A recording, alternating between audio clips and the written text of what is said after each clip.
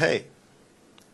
Toisessa luvussa mainittiin viime vuosisadan suurin kabbalisti Baal HaSulam, mutta historiassa on ollut lukemattomia kabbalistajia.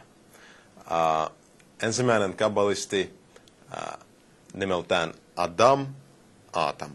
Aatami, eli melkein 6000 vuotta sitten. Hebrean sana Kabbalah itse asiassa tarkoittaa vastaanottamista tai vastaanottoa. Toisin sanoen, Kabbalan viisaus opettaa ihmistä, miten vastaanottaa ääretön nautinto luojalta, josta mainittiin viime luvussa.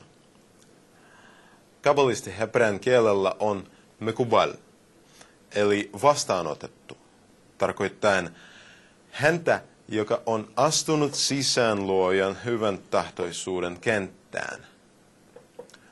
Todellisuudessa me olemme kaikki tässä kentässä.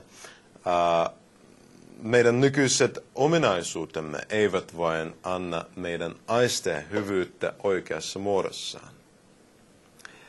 Me aistimme sen vain tämän maailman muodossa. Koko todellisuus ympärilläsi on tuo sama hyvyys sinun tämänhetkisessä tuntoaistimuksessasi. Sinulla on varmaan useita kysymyksiä, kuten miten kabbalistit elävät? Menevätkö he naimisiin? Onko heillä tavallinen ammatti? Mikä on heidän päiväjärjestyksensä? Onko kabbalisti ihmisenä hyvä ja kohtelias vai ehkä työkää? Onko kabbalistella kenties joitain erityisiä ominaisuuksia? Lyhyesti sanottuna, ulkoisesti kabbalisti näyttää jopa tavallisemmalta kuin tavallinen ihminen. Kerrotaan myös, että kuin tavallinen ihminen pitää seistä jalat maassa, niin kabbalistin pitää seistää sitäkin enemmän jalat maassa, vaikka hänen mielensä on pilvissä.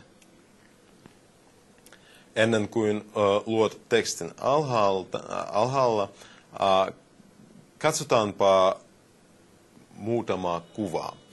Nämä ovat modernin ajan 3 suurinta kabbalistia. Baal HaSulam, viime vuosisadan ensimmäisellä puoliskolla. Rabash, viime vuosisadan toisella puoliskolla. Ja tohtori Michael Lightman. Tänä päivänä minä itse olen yksi tohtori Lightmanin oppilaista, ja myös sinulla on mahdollisuus tulla hänen oppilaakseen.